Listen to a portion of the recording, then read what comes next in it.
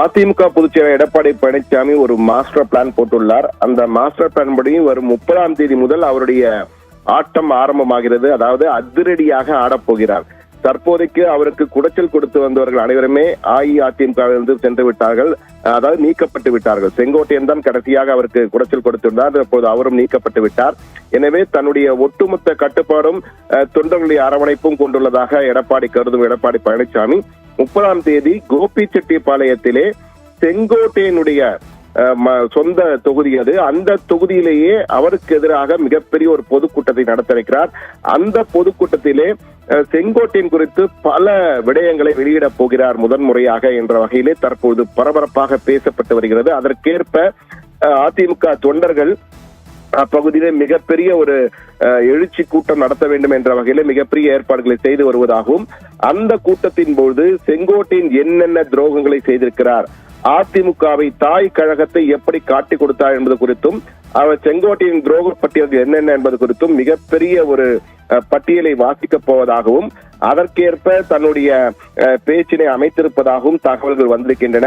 அதுவும் அவர் கட்சி கட்டுப்பாட்டை மீறி நடத்தியதால் தான் தொடர்ந்து அவர் மீது நடவடிக்கை எடுக்கப்பட்டு கட்சியிலிருந்து நீக்கப்பட்டிருக்கார் என்பதையும் தொண்டருக்கு புரிய வைப்பது மட்டுமல்லாமல், தொண்டர்களை உற்சாகப்படுத்துவதற்கும் கோபிச்செட்டிப்பாளையத்தில் செங்கோட்டையனுக்கு செல்வாக்கு இல்லை, அஇஅதிமுக கட்சிக்கும் அதனுடைய சின்னமான இரட்டை இலைக்கும் தான் எப்பொழுதுமே செல்வாக்கு என்பதை நிரூபிக்கும் வகையிலே தன்னுடைய பேச்சு இருக்க வேண்டும் என்பதற்காக அதற்கேற்ற வகையிலே பல்வேறு சிறப்பு ஏற்பாடுகளை எடப்பாடி பழனிசாமி செய்து வருவதாக நமக்கு தகவல் கிடைத்திருக்கின்றன. அதுவும் எடப்பாடி பழனிசாமி செங்கோட்டையனுக்கு பதிலடி கொடுக்கும் வகையிலே அந்த 30ஆம் தேதி ஒரு புதிய அரசியலில் வேகமாக களமிறங்கப் போகிறார் என்ற தகவல் நமக்கு கிடைத்திருக்கிறது.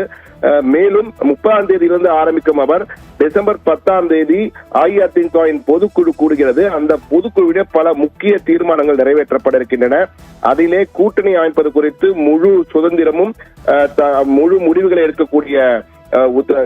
எடுக்கக்கூடிய தன்மையும் எடப்பாடி பொதுச் செயலாளருக்கும் எடப்பாடி பழனிசாமிக்கு தருவது குறித்து ஒரு முக்கிய தீர்மானம் நிறைவேற்றப்பட இருக்கிறது.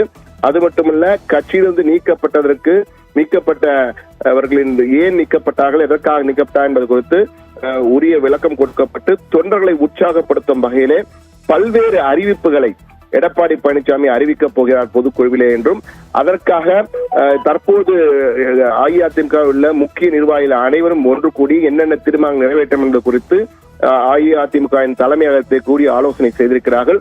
தற்போது நிலவரப்படி எடப்பாடி பழனிசாமியை பொறுத்த மட்டுமே மிகப்பெரிய ஒரு பிளான் வைத்திருக்கிறார். அந்த மாஸ்டர் பிளான் என்னவென்றால், பாஜகவுடன் கூட்டணி என்பது ஒரு பக்கம் இருந்தாலும் மற்ற கட்சிகளுடனும் தற்போது பேச்சுவார்த்தை நடத்தி வருவதாகவும், விரைவில் அதாவது ஜனவரி மாதத்திலே கூட்டணி குறித்த ஒரு மெகா அறிவிப்பை அறிவிக்கப் போகிறார் என்ற தகவலும் வந்திருக்கிறது.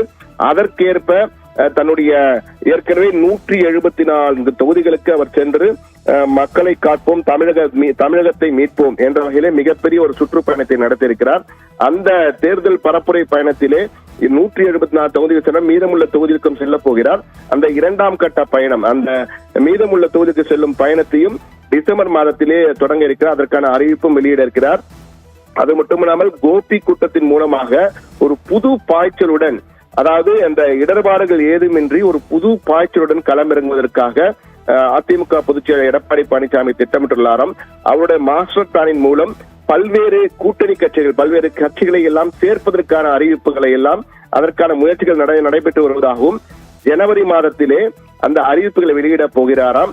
அதற்கேற்ப தூதுக்குழுக்களையும் அமைத்திருக்கிறார். கட்சிகளுடன் பேசுவதற்காக தூதுக்குழுக்களை அமைத்து அந்த பேச்சுவார்த்தையும் நடைபெற்று வருவதாகவும், உறுதியாக ஆட்சியை பிடிக்க வேண்டும் எண்ணத்திலே மிகப்பெரிய ஒரு மாஸ்டர் பிளானுடன் களமிறங்கி இருக்கிறார் எடப்பாடி பழனிசாமி. குறிப்பாக தன்னுடைய உட்கட்சி பூசல் எல்லாத்துக்கும் தற்போது முற்றுப்புள்ளி வைத்துவிட்டு அதிமுகவின் ஒரே தலைவனாக தற்போது எடப்பாடி களமிறங்கி இருக்கிறார்.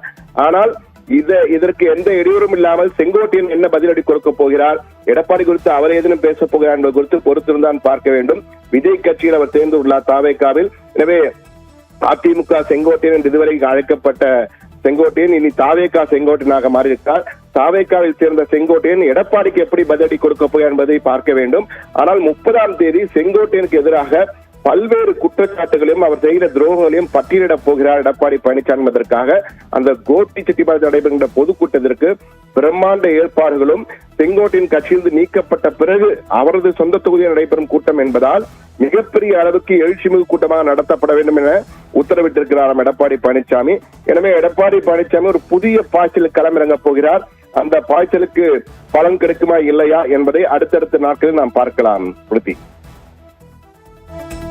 விவரங்களுக்கு நன்றி சண்முக சுந்தரம். அதிமுக பொதுச் செயலாளர் எடப்பாடி பழனிசாமி வரும் 30ஆம் தேதி முதல் புது பாய்ச்சலில் களமிறங்கவிருக்கிறார். இது குறித்த முக்கிய செய்தியை செய்தி தலைமை சண்முக சுந்தரம் வழங்கியதை கேட்டோம்.